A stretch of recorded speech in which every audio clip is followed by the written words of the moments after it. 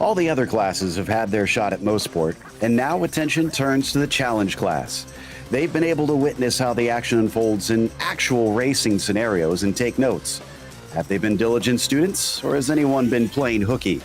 We'll find out soon as we get ready to watch the PCA Sim Racing Series 9's challenge class live here on Podium Esports. Hi, I'm Joe Peak, and with me in the booth tonight is Michael Johnson. Cameron Aubernon is on social media, and Brian Bowers producing while using cameras provided by Dougie Beard. Each of the previous 8 PCA Sim Racing series were built with a themed idea, and Series 9 is no different. After Event 1 at Road Atlanta, it's obvious the theme this time is traffic management. It's looking critical if we hope for a good result in the 2 races tonight. Patience and care in dealing with traffic can pay off across the Series 9 championship points race. Let's see how the PCA Sim racers do as the challenge to run a clean race continues. Also worth mentioning that Pirelli is back as the PCA Sim Racing title sponsor for Series 9. Pirelli was founded in Milan in 1872 and today stands as a global brand known for its cutting-edge technology, high-end production, excellence, and passion for innovation that draws heavily on its Italian roots. Pirelli is among the world's major producers of tires and is an OEM supplier to Porsche. Find out more about Pirelli at www.pirelli.com. Also, we want to mention Six Sigma Sim Racing, which was founded in 2021 by automotive engineers as a new sim racing equipment provider. After 1 year, Six Sigma now has divisions in the USA, Japan, Australia, and Europe, providing the best valued sim racing cockpits and peripherals. Six Sigma offers 10% off to any PCA member from the website, and the coupon code is PCA Sim. For more information about Six Sigma Sim Racing, please visit their website at sixsigmasimracing.com. That's the number 6, sigmasimracing.com. Now, as we turn our attention to the track itself here, Michael, we've seen with the other 3 classes, this is quite a difficult circuit for the Porsche. Well, difficult is definitely an understatement, but I have to say I absolutely love this track. If you haven't been to this track in real life, it's one you have to do. It's absolutely worth the trip, a little bit outside of Toronto, and wow, is it fun, because you've got this beautiful downhill, just twisting turn as you go through Clayton. Turn 1, of course, is a little bit crazy, but the downhill, wow, you're coming through there and the car's rear end just wants to come around, especially in these rear engine Porsches with that motor back there. Pendulum effect is on, absolutely on. And then as we watch Tim Schrock right here coming down here, this is a blind left-hander that you go through full tilt boogie and then brake modulation through Moss right here. This is turn 5, A, B, C, D, E, F, however many there are to it. And then you come flying up the hill. Getting off of that corner is absolutely imperative for a good lap time, because now you've got a long uphill, relatively straight. I think we count turn 6 and then turn 7 here, but then we come into this flyer of a sweeper. A lot of cars, this can be taken just by a lift. I believe in this car we got to do just a touch of drag and let the speed bleed off. No, the speed bleed off, and then don't get too much curb as you go through that final corner, and then on again for yet another lap. Passing opportunities here are really all over the track. All it takes is someone to get a little bit wiggly off of somewhere, and they bleed so much speed off trying to recover it. You have an opportunity to get around, and it's just a blast. Yeah, and all the previous 3 races, we saw that mistakes really are what everybody's been waiting for. Before we get to the racing, though, we do want to mention that PCA Sim Racing social media offers in-race reports, breaking news, and announcements through Facebook, Twitter, Instagram, and YouTube. To subscribe, key in the platform name and add /PCA Sim Racing, as they always have all kinds of awesome stuff on their various platforms. So that is worth a subscribe if you ask me. In the meantime, looks like our qualifying is actually already over. The 10 minutes are just about up at everybody's set of time. So Todd Rosman has the pole position, and Scott Bowers will be starting from second. Mark Frost will begin in P3. And then it's John Gibson in 4th. Andrew Smiley is on the inside of row 3, and Michael Adams will start from 6th. Then it's David Purdy in P7. Jonathan Reber will start from 8th. Drew Kenny, in 9th, and top 10, Michael, are rounded out by Randy Lervold. In P11, Tim Schrock, who we're just watching there on the track guy, Edward Trippett right behind him, Jack Stevenson, Alex Lidback, Stacy Iwata, Olin Murphy. 17th, we have Levi Nelson, Stefan, I always stumble on it, sorry, Stefan Uriadka, Ronald Seaman, and Robert Benson round up our top 20. 21st is going to be Graham Rennie, Tom Crane in 22nd, Art Schwartz, Johan Nye, Jeff Lashway, James Hemming, Andy McCoon, and DJ Sell is our 28th place. Only Sell, the only one that is unable to set a time here today. We're waiting on one last car to get out there, and then we'll get the lights up and ready to go here for the last race at Mosport of these events that we've been running. And it looks like Rennie is out there. So with that, we should hear the engines start to rev in just a moment. And the lights come up, and the green flag is already out. It's not a good start at all. A lot of wheel spin from Mark Frost there from 3rd place. Ooh, somebody going 3 wide, banging doors down into turn 1, trying to make out who that is. I think that was Drew Kenny, actually. Behind them, they all file into the first corner, but it is going to be Clayton that we watch here, Michael, as they try and sort this out, and already we've got a car off. Yeah, that's really tough right there. Now, in real life, all that's paved out there, so it's a lot easier to recover. But here in iRacing, they're using an older scan of the track, and it is grass in this. And that grass is what I like to term as ice grass. It'll take you all the way to the wall. That was Mark Frost who went wide there on the first corner, but Rosman going to lose the lead up into Moss. That's ambitious from Scott Bowers. He gets through and into the lead. We've also got Drew Kenny still right behind Rosman after that incredible start he had from 9th on the grid. He's already up 6 positions, looking to try and get higher on the podium. Yeah, on board here with Drew Kenny, taking a look at the back of Rosman. Rosman lost that in a surprising move on that first lap. I normally don't expect someone to be so aggressive, but the gap, that is 6/10 in front of Rosman to Bowers. That is a huge run off of turn 5 to make on the first lap. I'm looking forward to seeing where this one goes. Indeed. Will we get everybody to the start-finish line for the first lap? Frost, even with his hit to the wall, looks like he's able to continue. Not sure if he's going to need that spare car.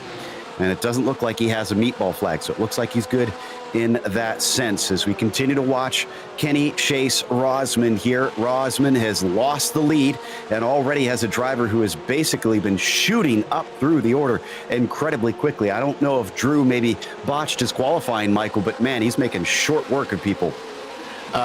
Speaking from personal experience on botching qualifying, I can tell you, yeah, you get a good start on a race and you get where you were supposed to be. And sometimes that qualifying setup just doesn't quite get dialed in as well as the race setup. The race setup is the important one. But when it comes time to doing the qualifying, well, you just hope the race comes to you. Looks like Lervold's got a good exit coming off of the Moss hairpin.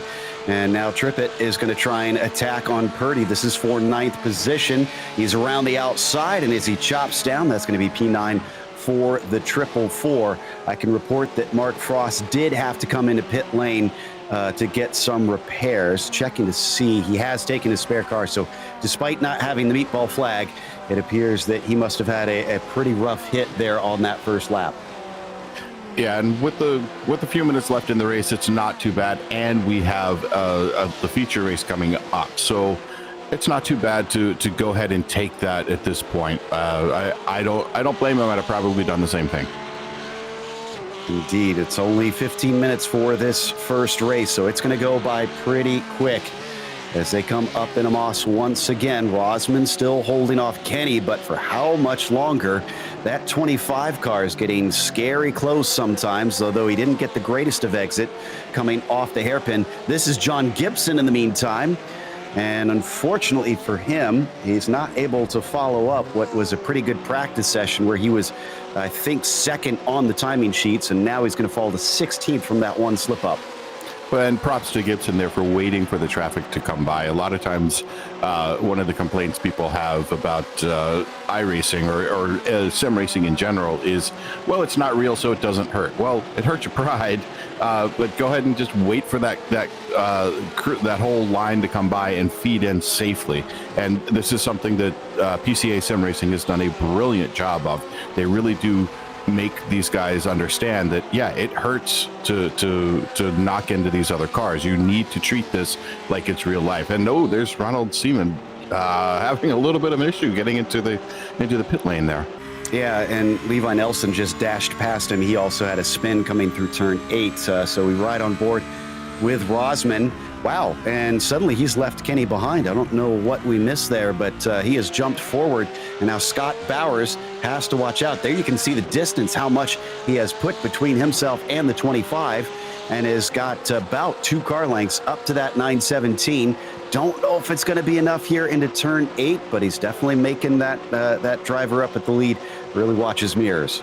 And look at that defensive posture right there. We see from the 917 Scott Bowers holding just about a car width and a half to the right side, just keeping that trailing car from being able to tuck up underneath him. Now we've got a little bit of showing in the mirrors. He wants to let his presence known. He says, look, cold tires, you may have pulled away from me, but guess what? I'm here now, and it's time to make this thing happen. So I think we're going to see a little bit of back and forth on this lap. I expect an attempt probably around turn 3. If he doesn't make it there, we're going to see it at turn 5.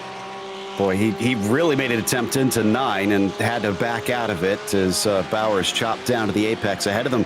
You do see some lap traffic already. Ariadka in the 951.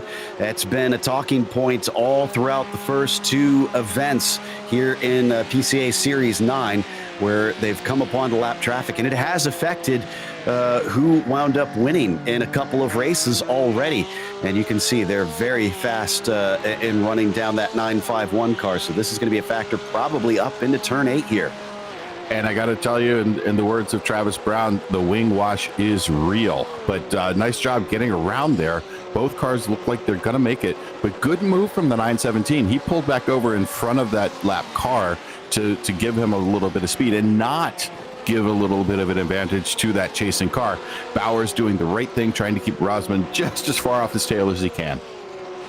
So we jump a little bit back here. This is the battle for 10th coming into turn 8, and Stacy Iwata takes it, sliding up the inside past Michael Adams. Adams has lost a few positions over this lap, and in fact, he's got a meatball flag.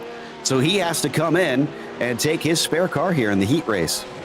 Ooh, big hit somewhere. He's missing his front lid. That's not good. But let's get back to the leaders here. Look at how close they are. This is a good run from Rosman. Now, this is an opportunity to try to get up under there in 5, but just has to back out just a touch. Not going to be able to make it. I think he's going to try to set this up to come out of the corner here, 5, as long as he just misses that giant curbing on the inside. Now he's pretty close.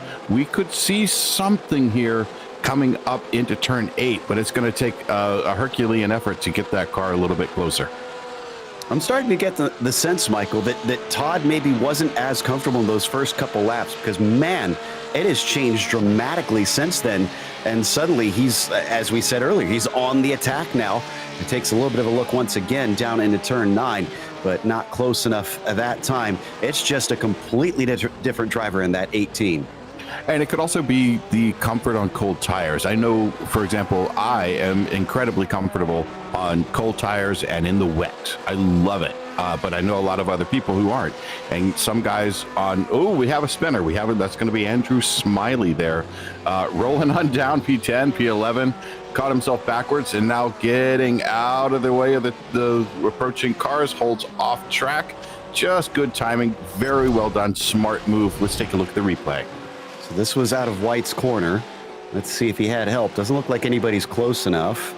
As he comes up to the last one here, is a little bit offline. Oh, that's way too wide. And unfortunately, the grass does not offer much grip. And somebody made a great escape there. I think that was Jonathan Reber in the 147 who just squeaked through. Yeah, that was pretty tight, but good timing and good control in the spin. I know that sounds weird when you're spinning. You can still have some level of control, but let's take a look here as we've got, a good pass trying to come through some lap traffic here. Wow, is that getting tight? But that puts a little bit of a pick. Nicely set pick there. Rosman now has to get around the 15 car. Is he going to be able to get through there? Probably here on between turn 1 and turn 2.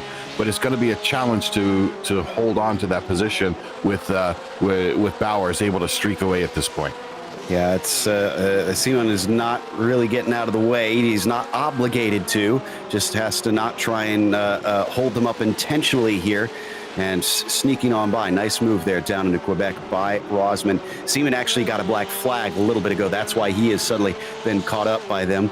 And now Drew Kenny is able to finally make his way past. But the damage has been done. All three of them are spread much farther apart. Yeah, but Drew is back into the fight here. He was off by a second or so. He's now down to about 3/4 and in a good position. If he can manage the run up the hill and get his braking just right. Try not to over brake, which sounds odd for somebody this far up the pack. You generally don't see over braking, but it can happen, especially when you get into somebody's draft and you're going 2, 3, 4 miles an hour faster coming into a corner. You can find yourself over braking just a little bit. As we see Andrew Smiley, P18 car 167 off in, I want to say that is Clayton. Oh! That's not part of the script there. Wow. Trying to figure out who that was that just ran into him, and we're going to look at the replay of Smiley. That was Mark Frost that unfortunately was caught up in his incident. And yeah, just starts to get loose. He already had a damaged car, and that was a major hit. Here's Frost's view. It's so blind over this corner. So I kind of understand if he came in there not knowing that there was going to be a car on the racing line. Yeah, coming through turn 1 here, getting on the outside just like you're supposed to. But here, you cannot see down the hill. You have a flag telling you there's something going on. He can see the car moving, and he goes around the right side, and it looks like there's just a little bit of a fade over to the right side. It may have been a lack of communication. Hard to say. Maybe Frost didn't see him coming up behind him, or did see and thought he was helping by getting out of the way. But let's get back here to Todd Rosman in P2. He is trying to close up this gap. This is getting pretty tight. He's down to about 3/4 tenths of a second, closing up ever so slightly, and has left Drew Kenny behind him again. Drew Kenny was at about 3/4 of a second when we last checked in on him about a lap and a half ago. Now about a second and a half back off of these guys. He needs them to get into a battle or get caught up with traffic like we see right there.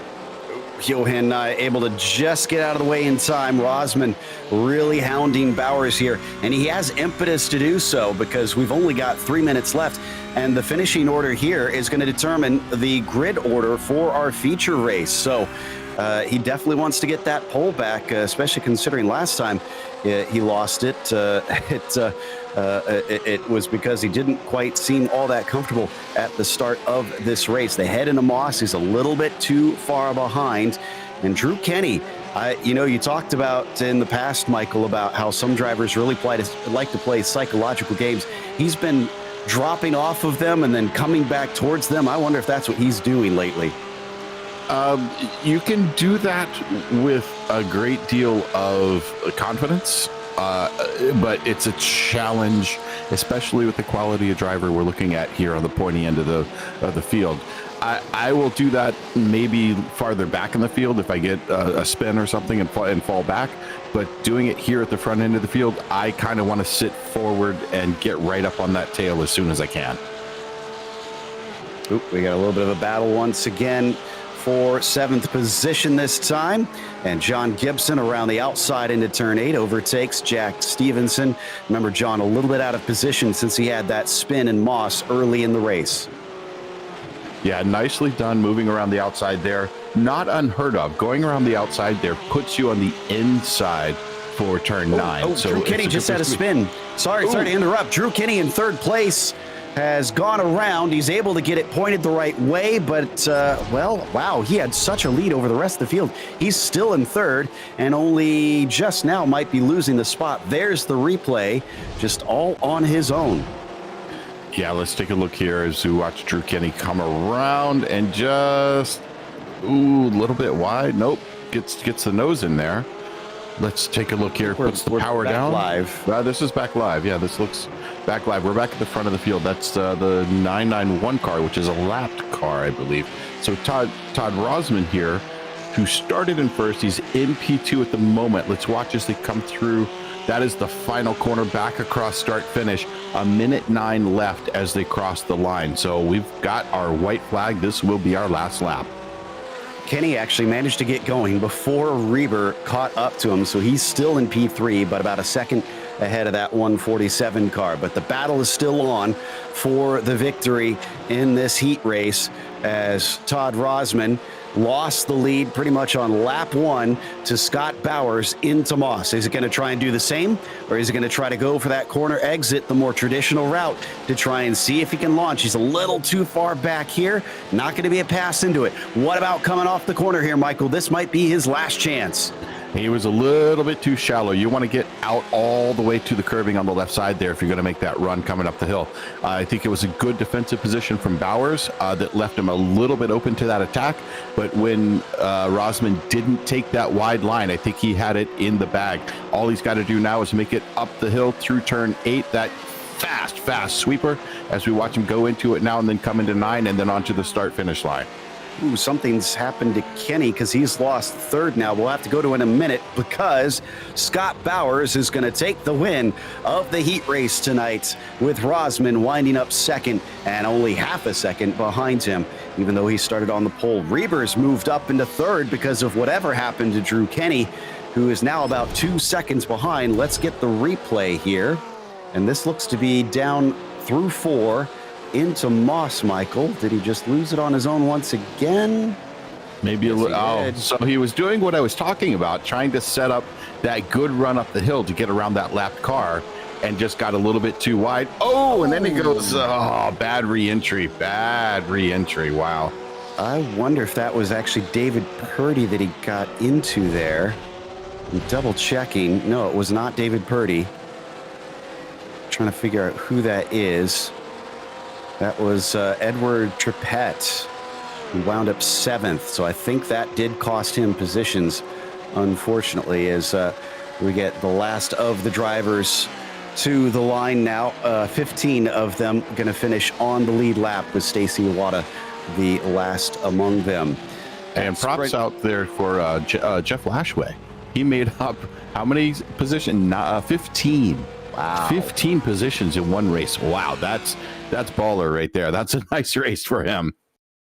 The heat race, the sprint race definitely had a lot of action. You can see here in the results, Bowers up from second to take the win with a first lap pass over Todd Rosman, who wound up second. It was Jonathan Reber in third and Drew Kenny, who looked like he was going to have a phenomenal race. I mean, he passed 6 cars in the first lap, but he lost it at the end, wound up 4th. David Purdy was P5 and John Gibson was 6. Edward Trippett having to settle for 7th, but he came up 5 positions from the start, so still a net gain for him. Jack Stevenson was 8th, Alex Lidback was 9th, and Jeff Lashway was 10th.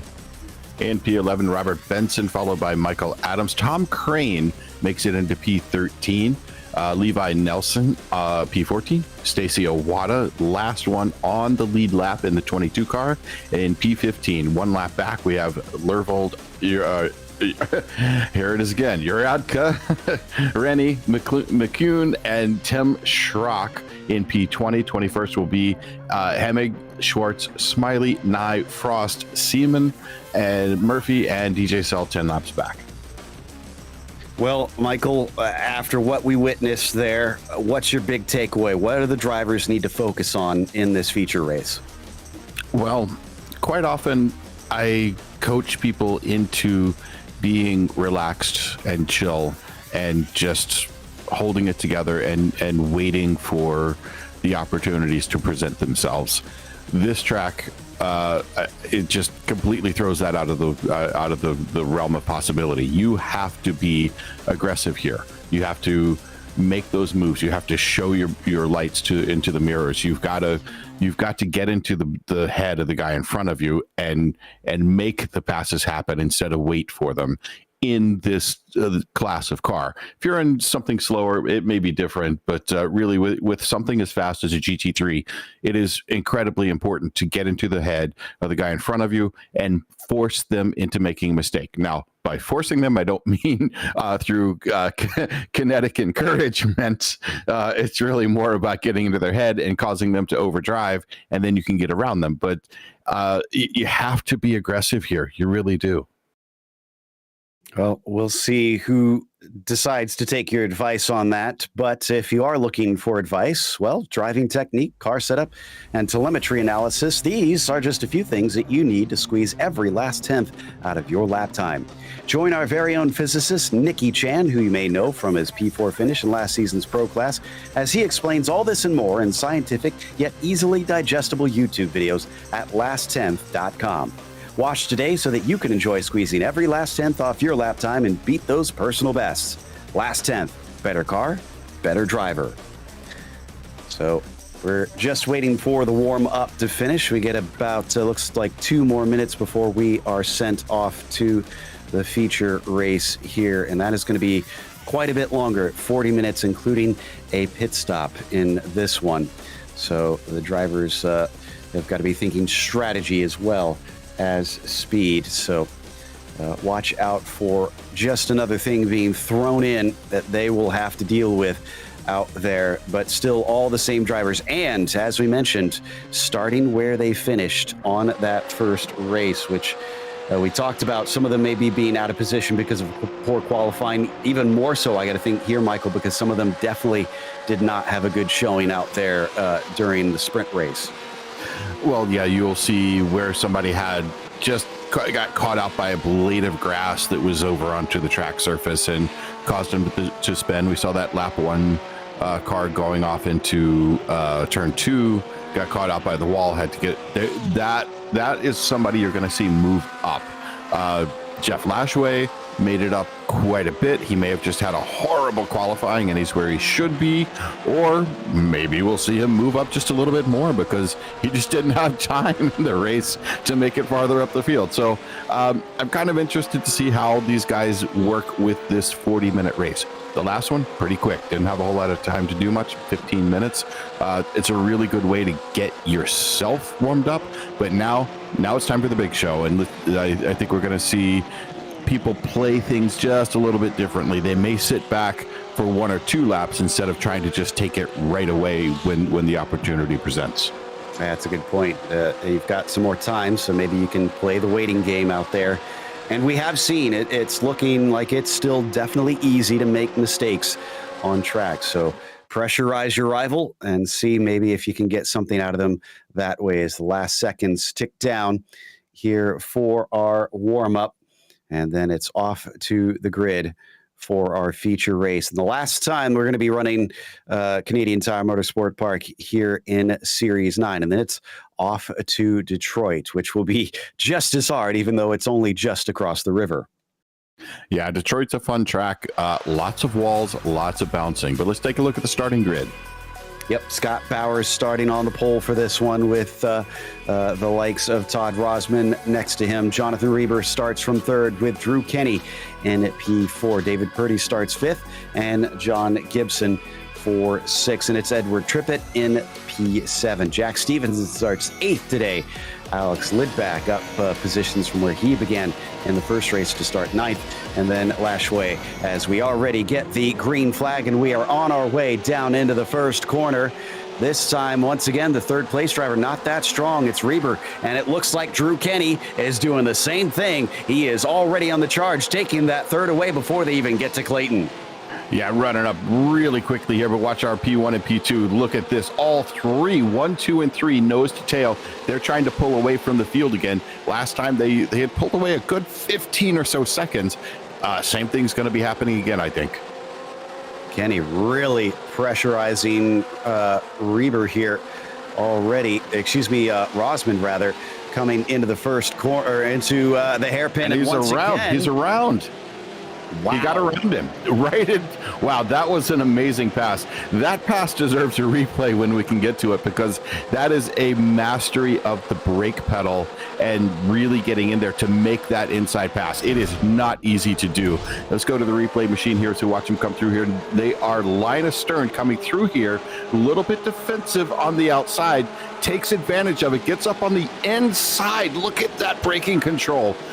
Just flows right through. A little bit of an overlap. He's just had a problem. Kenny is off, and that involved contact with Rosman. I was about to say that Todd had lost that second position in the exact same fashion that he lost the position on lap 1 in the sprint, but now something has happened between them. Oh, he made a very aggressive move. I wonder if that's going to be a penalty. I would guess, yeah, that's probably going to work its way into the penalty box real quick. Let's take a look here. So here we are, P3 Todd Rosman. I can't imagine he's getting away with that without a penalty. Yeah, didn't have any overlap, got his nose in, and it sent both of them out into the tire barrier. Oh, and he's just made contact with Reber just now. Rosman has been a bit of a wrecking ball here at the start of this race. 2 incidents in the first 2 laps, both taking out second place in each incident. When I was saying be aggressive in this race, that wasn't exactly what I was talking about. That's a bit too much there. He got outside, a little bit of a touch, just enough to take him off. I don't know if there was a touch at the beginning of that, though. It was hard to tell. Could have been all grass there. Yeah, he got into the grass there on the way into the corner. I think that's what caused him to fly into the back of that Hot Wheels machine. Okay, so let's regroup. Bowers still leads, but it is John Gibson who is now in second place, up 4 spots. Trippett behind him in third, also up 4 positions. Quite the switch around in the first few laps here of the feature race. Yeah, quite the switch around here. That is not exactly what I was expecting.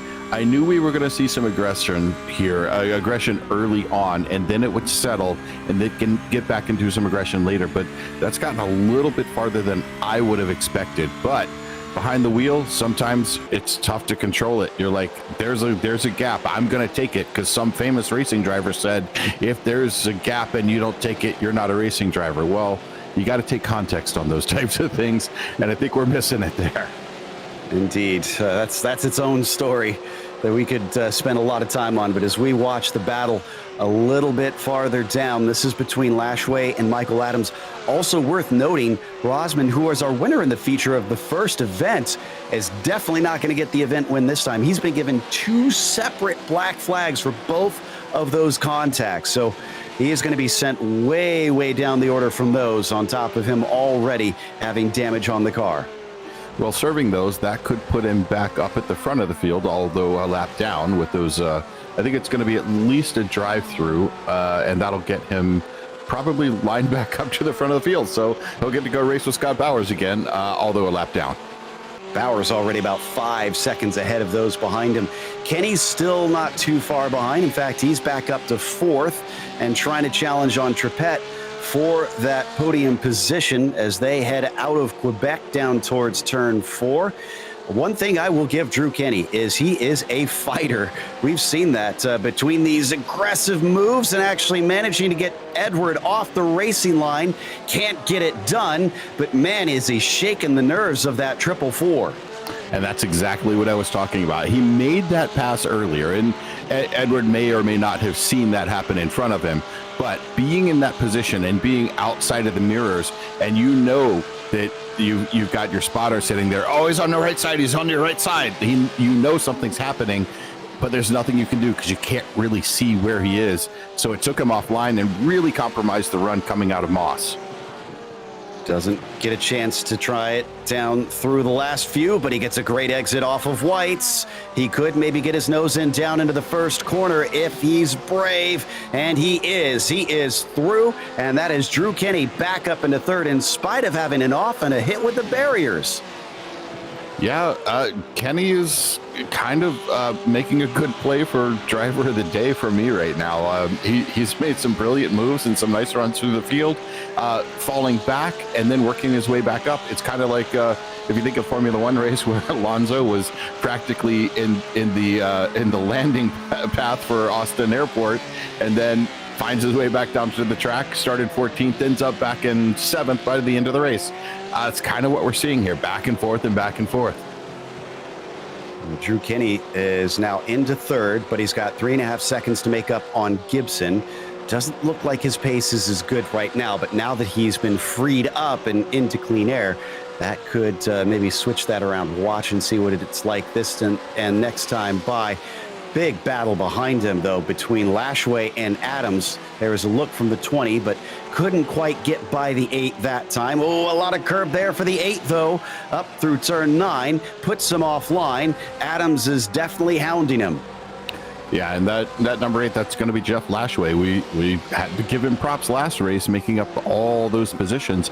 He's made up even more. He's up 5 positions in this race, doing a nice job moving on up and showing this is where he should be. He wasn't done with moving up the field. By the way, Rosman has served both of his penalties. He is continuing on and is in dead last place right now, but actually could catch up to a few cars. They haven't caught the tail end of the field really up to this point, even though we have had a couple drivers lapping in that sprint race very quickly. So Bowers in that 9:17 that you saw at the top of the screen has about half a lap to go before he reaches Rosman, if he can catch him. Rosman, of course, probably going to have pretty good pace himself. Oh, we had a problem for Simon, though. Looks like the 15 went around with a spin coming out of Quebec, and he's going to have to wait patiently, and now he is going to be the last running on the course. Back again on board here with P4 Edward Trippett, taking a look forward at Drew Kenny, who's gotten around him with that wonderful pass earlier. Now, is he going to be able to hold on to the tail end here and just kind of hold on to it for this fourth place, or is he going to try to repass? I expect he's going to sit here and try to take some notes, because Kenny is just putting on a master class. Honestly, he's figured out how to keep us all entertained. But Jonathan Reber off P18, right? Jonathan Reber in the Hot Wheels car. And I wonder if that was related to an incident he just went by with Uriadka. As we come back to the fight now here on screen between Lashway and Adams. Lashway in the darker green car. The black and green is Michael Adams. And as he comes around the outside of turn 4, that gives him the inside into the Moss hairpin. But a switchback, he tries to cut down. And there is Lashway. He's back through with a hard over-under. That is definitely going to draw at least some attention from the stewards. I don't know if anything will happen from that. That was good battling, but it really depends on what the rulebook says. So we will keep an eye out from a message from our stewards on that one. And I think Rosman had something happen as well. Oh yeah, he got hit and knocked into the tire entry barrier, or the pit entry barrier, and he's been sent into pit lane. So been a bad day for Todd Rosman. That might be the end of his run. Lashway is going to come into the pits. I'm not seeing a black and orange flag, so I think he should be okay. But I wonder if he got a little bit of damage anyway and is deciding he's within the pit window just barely and is going to take his service now. Could be a smart idea, especially if he was in traffic that he didn't want to be a part of, that was actually causing him to lose lap time. So we will see how this plays out for him. I think he will be okay to go to the end here, though. This is Lervold chasing Benson for 9th place right now as they come into the Moss hairpin themselves.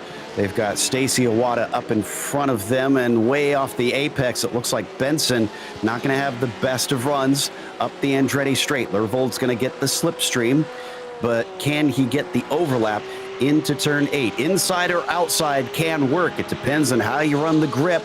And if he can get that overlap, he is closing in. He's going to have to go to the inside on the first part. It's going to switch back. Oh, but he hits the curb, and he's going to take both of them out. That took the rear end of the car up in the air, and there was nothing he could do at that point.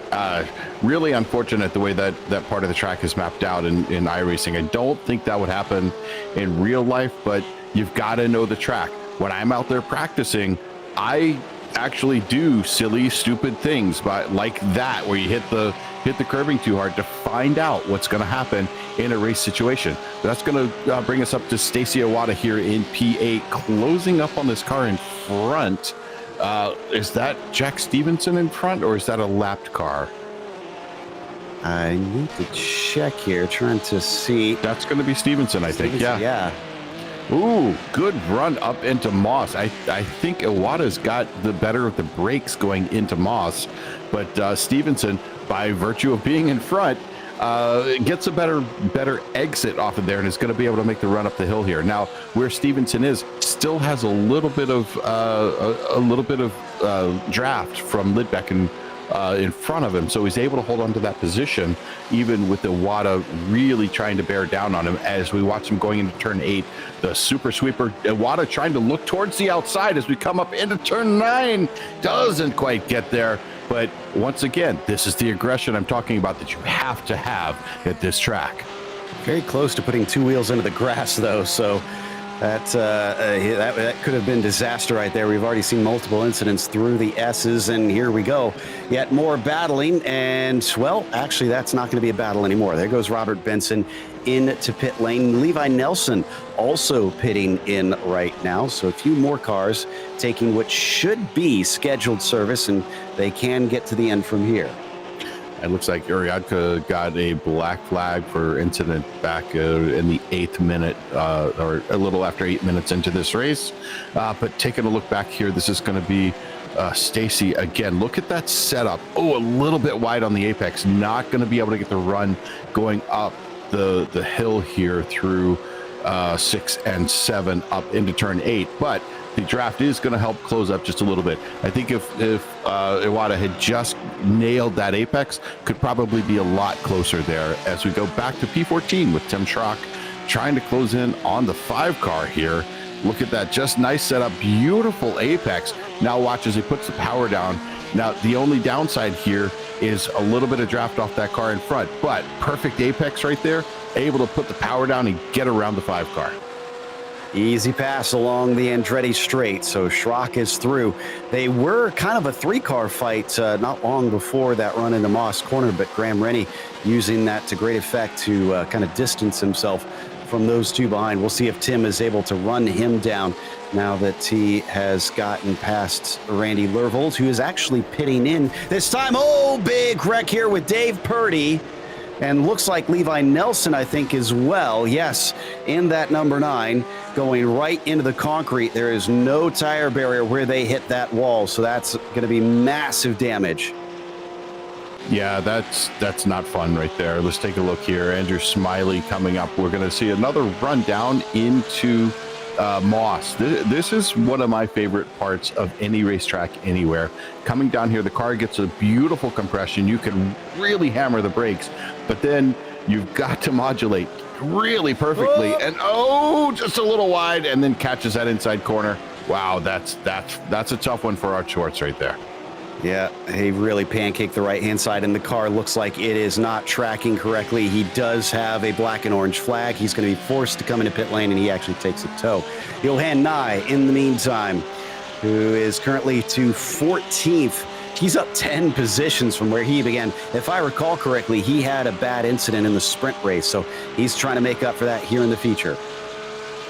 Yeah, like I was saying before, people will be a little bit out of position, and sometimes it's not as easy to get around those cars as you think it might be. This is one of those tracks that really does lend itself to good passing opportunities because many of the corners have multiple vectors of attack, depending on what the car in front of you does. And you just have to read them right, read the person in front of you right to be able to make that attack work. Now, we're taking a look here as they work through turn 1. I'd like to take actually a little bit more of that inside in the sim. They're taking very much a real world line where you stay off of the curbing or just touching the curbing. In the sim, personally, I like to just straddle that, and I find it lends about 1.5 to 2 tenths on a lap just by doing a straddle on that curve. Yeah, and that's considered fair game. You don't get a cut course penalty for being to the inside there on that one. As we come down through turn 4, Himmig chasing McCune, and that's Johan Nye just in front of them. So this is the battle we've been watching. That is Mark Frost at the back of it, though. Oh, and Kenny's gotten past Gibson. Something happened to John Gibson in turn 2. Clayton Corner gets its latest victim. Yeah, Clayton Corner does claim a lot of victims, coming a little bit tail happy through the downhill sweeper through turn 2 right there. Oh, up on, yeah, that there wasn't a whole lot he could do there. I think he's just kind of wearing out those rear tires, trying to keep up to it with the guys in the front. And he spins back across the track. He's losing control. Again, the car a little bit too damaged to carry on. He is going to have to come into pit lane and take his spare car. In fact, he takes his tow right now. So Kenny's now up into second. Trippett gets promoted to third. Michael Adams into fourth. And Lidback is now amongst your top 5. This race continues to evolve very quickly. Graham Rennie, who was within the top 10, now has had a problem. And it looks like with Art Schwartz coming through Clayton, there you can see him trying to get back rolling, and unfortunately a bunch of cars coming up behind him, and I think he's going to park it here. Yeah, probably have to take that tow from that point. So sometimes you think the car's fine, you don't see any bent pieces, and then you start to roll back out onto the tarmac, and once you put the power down, it starts to grab around somewhere. No fun. But right now on board with Adams, this is going to be Michael Adams in the 20 car in P4. He's looking up towards Trippett in front of him. Now, Trippett doing a very happy dance right now because he's up in P3 with those with the guys who were in those positions earlier having trouble. But look at the setup here. Is he going to nail that apex? Does it beautifully. Both of them. Really nice job hitting the apex there coming out of Moss. And now it's time to come up the hill.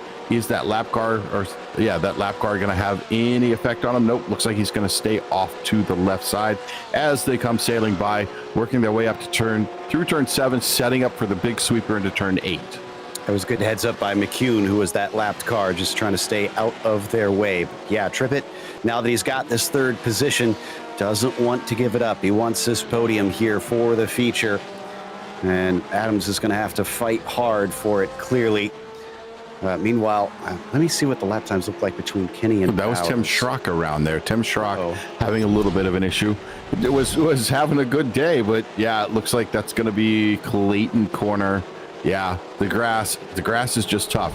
And I can tell you, this one is not unrealistic because I have actually touched the grass and had some competitors touch the grass going through there, and it almost sucks you to the wall, just kind of pulls you out there.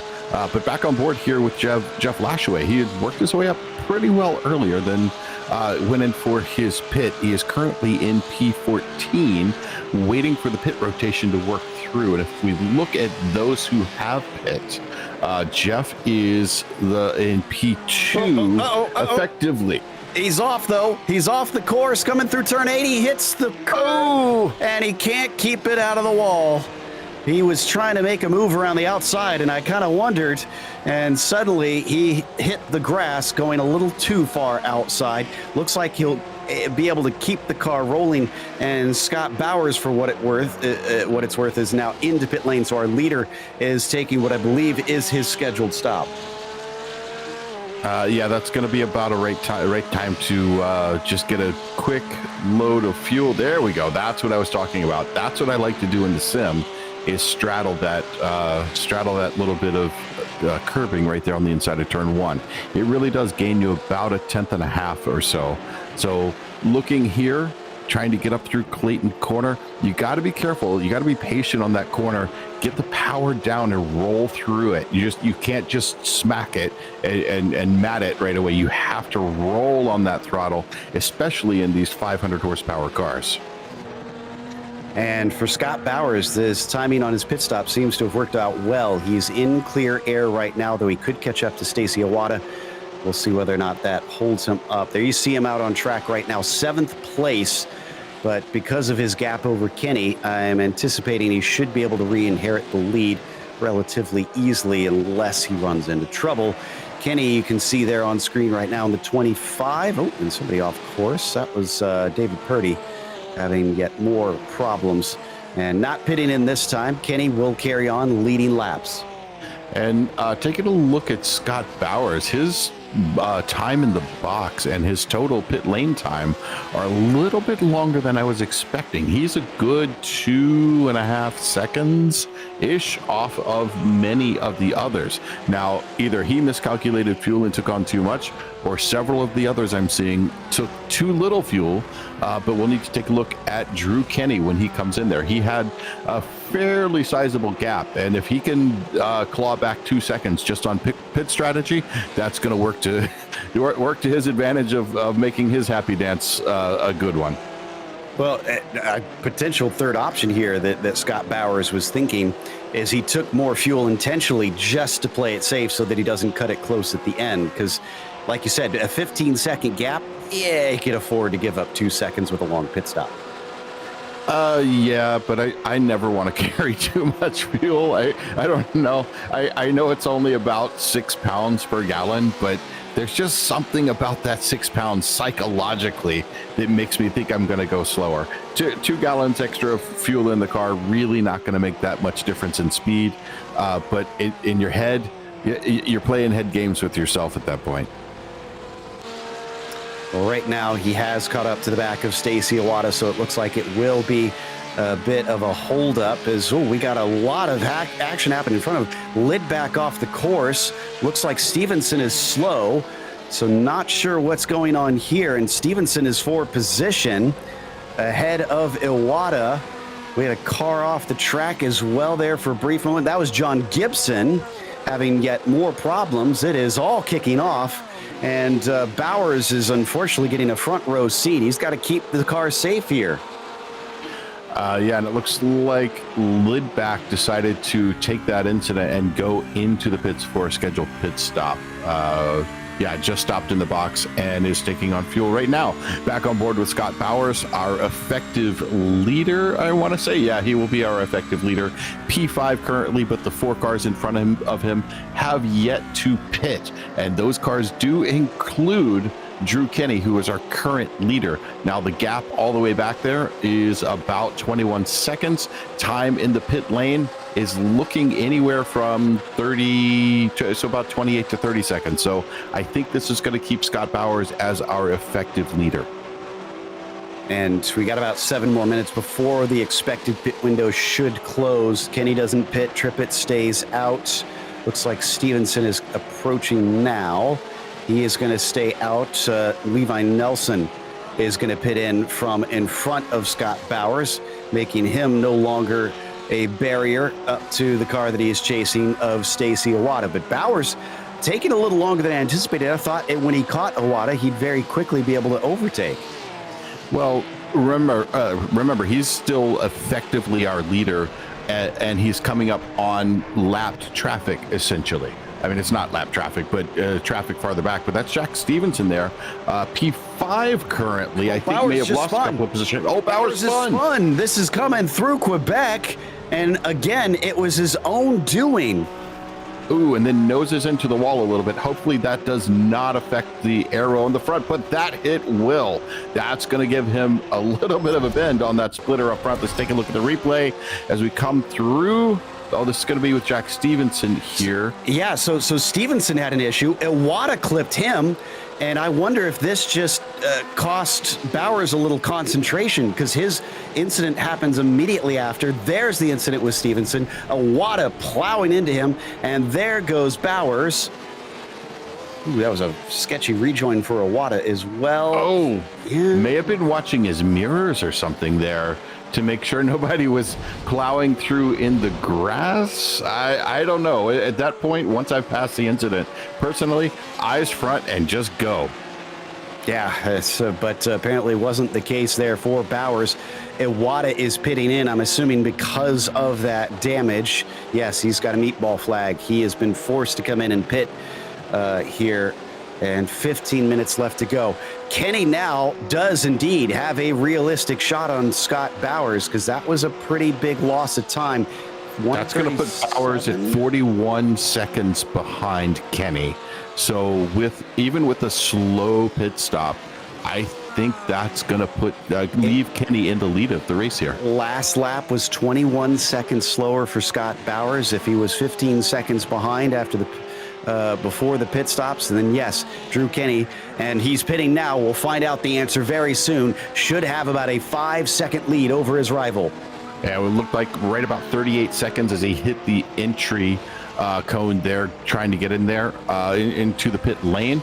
Now Kenny back into second, rolling on back into probably just before Michael Adams would be my guess. Michael Adams is currently P3. Scott Bowers right behind him, just about 4 seconds back from him. So how is it going to work with Kenny coming out of the pit lane with Michael Adams trying to roll up there? Looks like Kenny is just rolling out of pit lane now, just crossed the line. Is he going to be able to make through it? That was a long pit stop. That was 38 seconds, 20 seconds stopped. Did he take tires? I don't know, but that's 10 seconds longer than what should be a typical stop. That means now Michael Adams actually is effectively our leader. The worm turns once again, and the question is, who is going to win this race? Because it has changed significantly since the start, multiple times.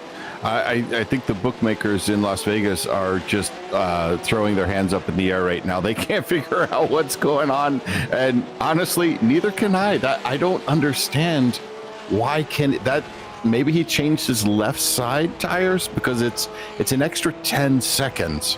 And if he felt like he was getting too much wear and wanted to take the chance because he had such a gap, but that's kind of silly to do that unless he has such confidence that he's going to catch Michael Adams. Now, Michael Adams is only right at 2 seconds in front of him, so it's possible.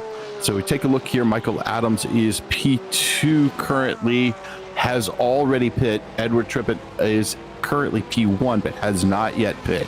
So Drew Kenny trying to fend off Scott Bowers, who is about 2.5 seconds behind him, and he's got 2 seconds up to Michael Adams. This is going to be an interesting end to this race. And we'll find out how it all shakes out pretty soon, at least after the pit stops, because we've only got about 2 more minutes before that window closes. We still need Trippett, Schrock, and it looks like James Hemmig all need to pit in. Oh, Iwata just had an incident coming out of turn 9. Thankfully, it looks like nobody's hit him. And Schrock is going to be pitting in this time. Trippett is coming up to that scene of the accident. It looks like he's going to be able to get through easily as he's also pitting in. So Trippett now takes his scheduled stop. Adams should take the lead back over. The question is, where is Edward going to be coming back out? I'm wagering 3rd or 4th. It looks like with the way the time has been working, I think he might be able to get in between Kenny and Bowers. They were right about that time. And it just depends, again, on how much time does Trippett take in the box. He is past that 10-second point that we've been seeing. He was up to 13 seconds. That was kind of long. Michael Adams gets around. Now we've got Drew Kenny around Edward Trippett trying to get back into the mix here. It looks like he's going to be behind Bowers and in front of Benson. So just shy of the podium. He's in 4th. Michael Adams happens to Adams. He also had a problem in Clayton Corner. Kenny's back to the lead once again. Whew, this is getting to be crazy. Let's take a look here as Michael Adams coming down the hill through turn 2. That rear end just comes around a little bit too easily. And you got to be careful when you set these cars up. You cannot have that rear end too high, because that is exactly what'll happen coming down the hill here. That puts Drew Kenny into first and just taking a layer of paint off the nose of Michael Adams's car. Oh, that'll wake you up if he didn't need coffee already. That'll do it. He's about 3 seconds ahead of Scott Bowers, so he cannot rest on his laurels.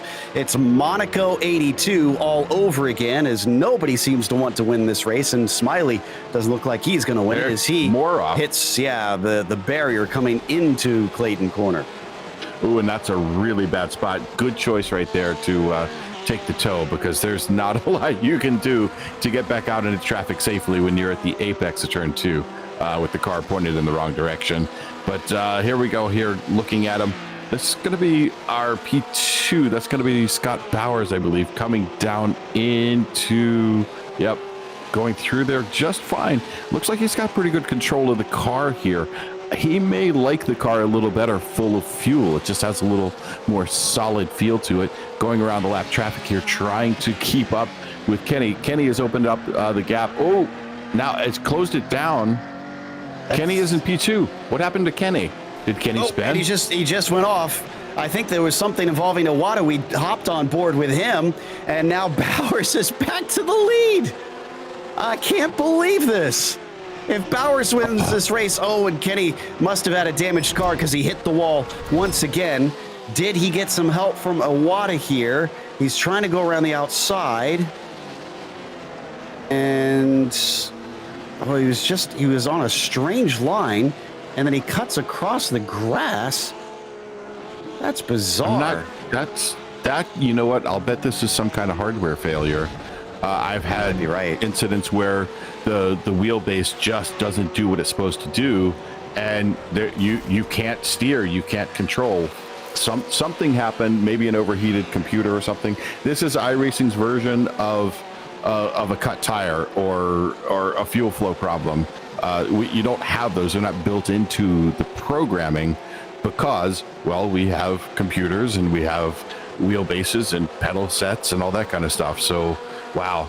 It looks like Drew Kenny has retired. He was in 4th place. He is now out of the race. I'm going to say that was a hardware failure. I agree. Based on what we saw after the incident, he was kind of parked on the road and had to be asked to move off of there. So I suspect that was involved in it. Is this Iwata again? It is Stacy Iwata.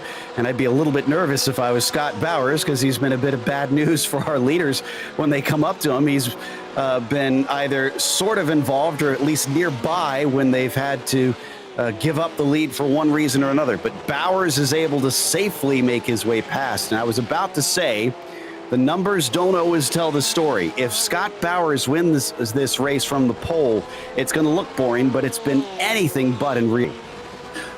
Yeah, this has been quite a crazy race.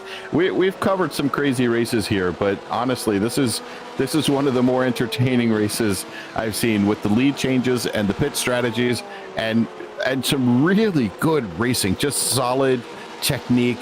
That beautiful pass we saw in the sprint race on lap 1, turn 1, beautifully executed moves. And then some really odd, why did that happen kind of moments. So there's a lot going on here, and they are definitely putting on a show. Well, one driver has gained a lot of because of all this chaos. Mark Frost in the 11 is up 19 positions. He started 25th in the feature race. He's going to go on by Tom Crane, who's a lapped car, so that's not for position. But he is close to Jeff Lashway in front of him, so he could get another spot. And frankly, the way this race has been going, I don't think that a podium is really that unreasonable for the 11 car. I'm just going to go ahead and say it. I think Mark Frost is going to win the race. I have no idea why. It's just this race is gone. I kind of thought the same thing. I thought, could we see the unthinkable in a car go from 25th to the win here today based on what we've been witnessing? Honestly, if I'm Edward Trippett, I'm just putting in as clean of laps as possible right now because I don't think there's any guarantees that Scott Bowers is going to take the victory here today. He's sitting about 4 seconds behind. All it takes is just another little mistake from the 917, and he re-inherits the lead again. Yeah, and he's got a little bit of a cushion behind him, a little over a second to Michael Adams. Edwards kind of in a good position here. With the way this race has gone, I would not put it beyond the realm of possibility that Bowers catches another blade of grass at the wrong point and suddenly thrusts Trippett into the lead. So if I were Trippett, I would just be focusing on hitting my markers exactly perfectly, being super patient, and getting away from that being a little aggressive that I had talked about earlier on.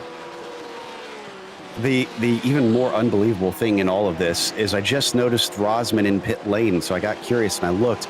He had another incident and had to come in for repairs. Remember, he had an incident earlier on. He's already had 2 black flags. He was running almost in the top 10 before this latest wreck of his. So you talk about an up and down day for the 18 car. That's just unbelievable, the way that it has been going around for him. We're down to about 6 cars left on the lead lap currently. Wow, 6 cars still on the lead lap. That's going to be back to Jeff Lashway, and only about 4.5 minutes left here. Now that's going to leave us time for a good 3, maybe 4 laps, depending on the timing of that last lap crossing the start-finish line. Michael Adams here. Michael Adams has caught back up to Edward Trippett. He wants to get around and get another step on the podium, or at least hope that Bowers makes a mistake and is able to get around a lot and get on up there and possibly win. I mean, we called Frost for the winner. We could call Adams for the winner too. Who knows? Anything can happen today. Yeah, this is anyone's game. There's really no guarantees on who is a likely winner in my mind at this stage. Adams probably knows that himself and is pushing up to the back of that 444. They've got Stacy Owada in front of them, who has been a harbinger of bad news for a number of people. The newsmaker. Yeah, we'll see if that winds up being the case for this pair fighting for second. Yeah, looks like this is gonna get tight, because if you're in Trippett's position, you've got Michael Adams behind you, and you need to hold on to this position.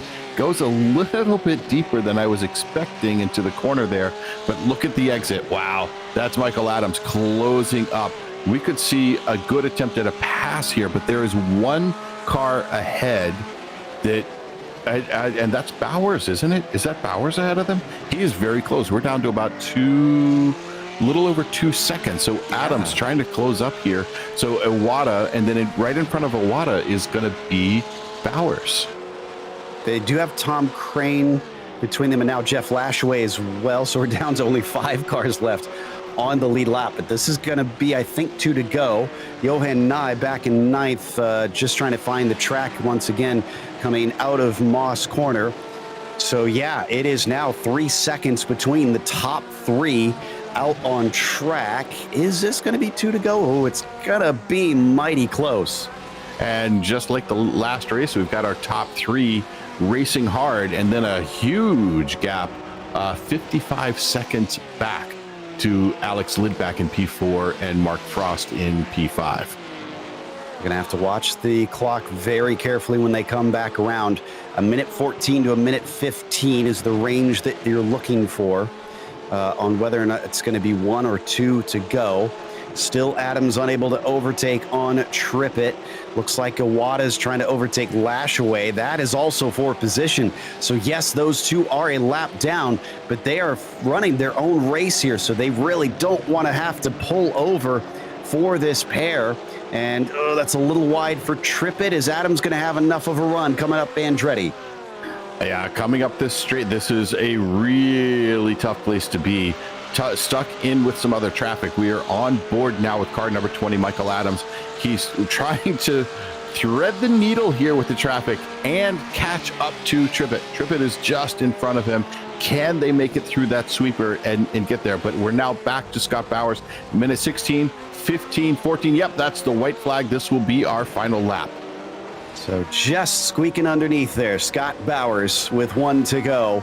And a little bit of a move from Adams, maybe for second. No, chopped off down into turn 1. Trippett's not letting him have any of it. Lashaway on the inside, coming into Clayton corner, tries to stay out of the way. One gets through. Can both get through? Yes, it looks like it. Whoa, big moment there as they had to go underneath the car of Robert Benson. Wow, that's a moment of really trust your spotter. Know that your spotter has your best interest at heart, because wow, that's super tight. And when you're talking about iRacing, you not only need the actual space. Ooh, and we come into the braking zone of Moss Corner. Can he nail this apex? Oh, I think he hit it a little bit hard, but it looks like he's got a better run trying to come up the hill here. Oh, this is going to be super tight. We want to see the finish, but wow, this fight for P2 is pretty brilliant as well. Eddie went way wide coming off of Moss Corner, and that hurt him. It's down to 0.2 of a second between them. But this man, Scott Bowers, I can't imagine how many times he thought the win was out of the question, but that was not the case. Somehow, against all odds, our pole sitter came back and is going to take the win here today. Behind them, we have a crash. Rex. Trippett is out. Trippett is in third place now.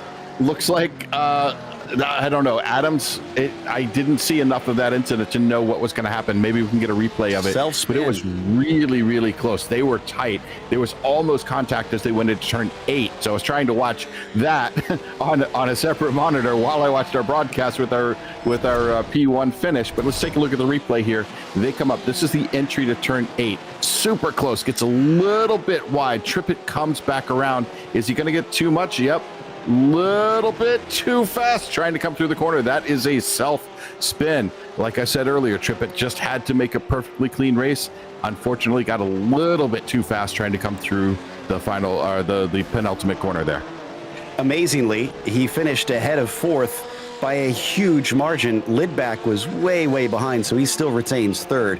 And in fact, Lidback and Frost just coming to the line now to be our only 5 drivers to complete all 32 laps here today. Unbelievable stuff there. As we're going to take a quick break to try and untangle this mess of a 40-minute event. We'll be back with the unofficial results as well as driver interviews.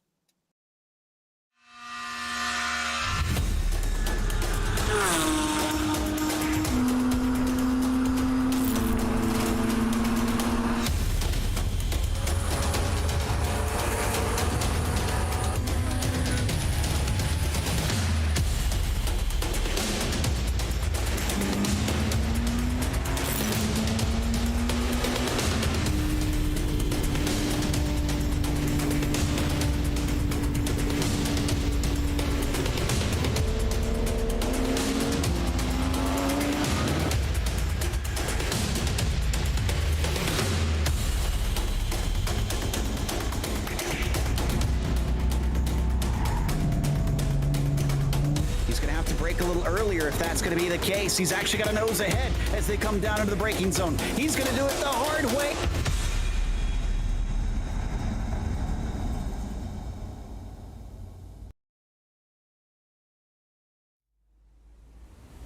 Well, what a race it was here at Canadian Tire Motorsport Park for the challenge class of PCA. And Scott Bowers took the win after starting on pole, but man, he went as far down as I want to say 7th place at one point and eventually was able to make his back way to the front. It was Michael Adams who finished behind him, who was fighting it all the way to the final corner to get that second place as Edward Trippett, unfortunately spinning out of what could have been a P2 for him. He still collects third. Lidback was 4th. And then Mark Frost was the last one to finish on the lead lap in P5, up 20 positions from where he began. Stacey Iwata finished 6th in the end, Jeff Lashway P7, and Tim Schrock was P8. And it was Olin Murphy in 9th and Johan Nye winding up 10th. And then as we scroll through the rest of the field, it was an attrition-filled race, this one, with a lot of problems out there. We do have Scott Bowers ready to talk to us. I'm curious to see what his thoughts are after this race, because Scott, I certainly had written you off as a potential winner partway through this race. Had you written yourself off? No, I think for me, it was just about trying to avoid all of the lap traffic and just stay between the lines as much as possible. What was going through your mind when suddenly you cross the line and you hear in your ear your spotter telling you you are the leader? I was shocked, actually. I was trying to do a little early pit stop strategy, and I think it backfired me. I thought I would come out with clear traffic, but I think I came into the thick of it. So, yeah, I struggled at that point. Yeah, having that off and then finding yourself getting caught up in that. In the end, though, it seemed like just sticking with it kept you in the hunt and you wound up with the victory. I got to think that that's going to come in handy at Detroit in a little bit of time. Are you going to be getting out there for some more practice pretty quickly off in Michigan here soon?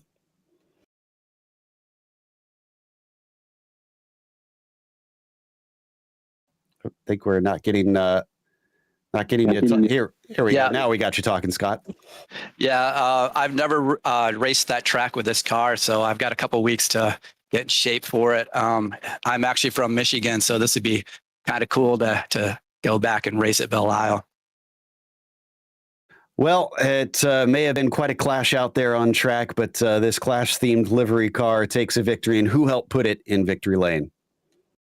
Oh, I got to thank my family, my wife, my kiddo for all the support and encouragement.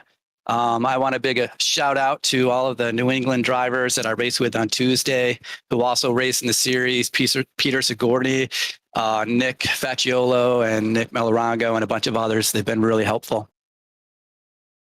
Well, I assume London is calling for Scott Bowers, so we'll let him go. In the meantime, I believe Michael has caught up with Adams, who finished in second. A bit of a surprise for him as well. Yeah, so talk to us about that last lap, last corner. How much of a relief was it when you were coming around and you notice that Edwards' car was just getting a little more tail happy than it had the few laps prior to that? Well, as you guys know, I was working on him many laps earlier, eventually pitted to try to see what I could do with pit brakes, and then I come back out and goof up, and there I am behind him again, and I am like, how in the world am I gonna get him? I have the pace, and the next thing you know, he goes around it. I'm like, oh geez, nobody blame me, I didn't touch him, he just looped it, and it is perfect for me. Thanks, Edward. Perfect timing. It was perfect timing for you, terrible timing for him, and terrible timing for the broadcast too, because that was the point that Scott Bowers was crossing start finish. So we're trying to show the winner, but we've got so much action between the two of you through there. Now, it seems like traffic played a lot into the story here. How did traffic work for you and against you in this race? Yeah, so first race, I felt like the traffic made the race exciting, and I would definitely say that happened again in this one. But for me, especially those last probably 5-6 laps with Stacy and a couple others who were, I think they were probably 6th or 7th down a lap, but they were at our same pace. And so the fight would only really get kind of almost psychotic when somebody else would spin off, and then the four of us were coming up into these dust clouds, and it was like, hold on to your seat. That was when I figured we were going to get wrecked out. So was there any part of you from the start of the race, you came up 10 positions in this race, so you started in 12th. Did you expect that you were going to end up on the podium, much less second place? When I had the first run before the pits, I knew I had pace that was going to at least be smart enough and not too fast to fly off. And then when I made the mistake from the lead, or I was about to have the lead from pits, I couldn't believe it. I was like, there goes the podium. And, I really just put my head down and said, if I could pull off another P2, P3, maybe make it good at the end, it would work out. And here I am, I'll take another second place. Yeah, anytime you're on the podium is definitely a good day racing. Not that there are many bad days racing, but somebody has to pay the bills for those things, and I'm sure you got sponsors and friends who you would like to mention. Yeah, just a shout out first and foremost, Matrix Motorsports, the race team. Have a lot of fun with those guys. They're always cheering us all on, and just a good old time. Also, my family, they're always hanging out, cheering me on as well. They've tuned into a couple of these broadcasts, and then you guys, we always appreciate having such good play-by-play to recap some of the antics, and glad that everybody could tune in and enjoy the show. Well, you definitely give us something to shout about on the booth side here. Thanks for joining us. Thanks for such a wonderful racing coming in. P2 at the end there. Fantastic driving. But right now, Joe Peak is going to have Edward Trippett for an interview with our P3 driver. Yep, losing P2 right at the end, unfortunately, but that definitely was not the only bit of the story, Ed. It seemed like you could have written a novel with everything you went through today. Thank you so much. I'm going to put this in my memoirs for sure. My first podium, so I'm so excited about this as a first podium as a solo driver. And I think you're right. A novel is the way to put it. It was one chapter after another of excitement and moments of anxiety. We had it all. All the emotions were covered, I think, on this race for sure. especially the last turn there. I think, but the fact that I'm on the podium, I'm just happy after that last little bobble at the end, but real happy with it. The challenge has kind of a unique case compared to the other series because you guys run the sprint race and then you come to the feature. What did you learn from that sprint race that you feel might help you go from the 7th place finish to a podium finish? I think I realized that the amount of practice that I had put in with the AIs was going to pay dividends. I could tell people were still a little skittish out there on the front. So my hopes was just be comfortable in traffic, don't be aggressive, and just stay between the lines. And I thought from that race that a few places were going to come my way. As for a podium, to be running second there, I was really surprised. But to be taken third, I'm real happy with it. Well, we've often seen both in the real world and in the sim world that racing is a psychological game. Now that you finally had that podium, do you think there's more to come? I think so. My technique has been really improved over the year. I raced with a team racing last summer. They really helped me kind of knock off some of my rough edges. And so I think with that, I think attrition will be the name of the game here for this series.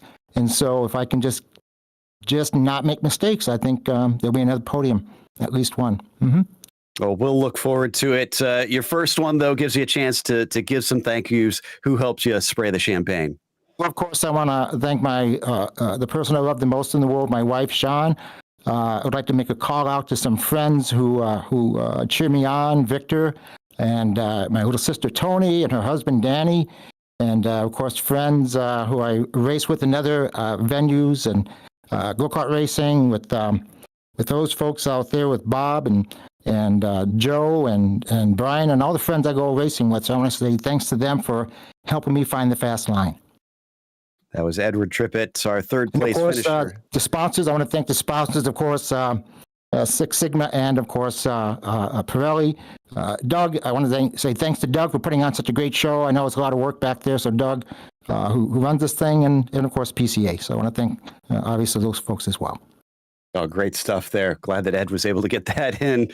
Definitely want to thank the people that help make these things go rounds. And of course, we want to remind you that you should be back for the club class, which is going to be racing at 9:25 p.m. Eastern on Wednesday, November 2nd, live here on Podium Esports. So next week, we start a new circuit. And we'd like to thank the PCA Sim Racing title sponsors as well for Series 9, which of course includes Pirelli and Six Sigma Sim Racing, as well as a huge thank you to lasttenth.com, better car, better driver. Big thank you to the steering committee at PCA Sim Racing, and a huge thanks to our team tonight, Michael, Ryan, Cameron, and Dougie. Also, none of this is possible without those behind the scenes of Podium Esports, Ryan Bauer, Gary Sexton, and John Theodore. Thank you so much for watching tonight's broadcast of PCA Sim Racing. I'm Joe Peak, and I'll see you on the track.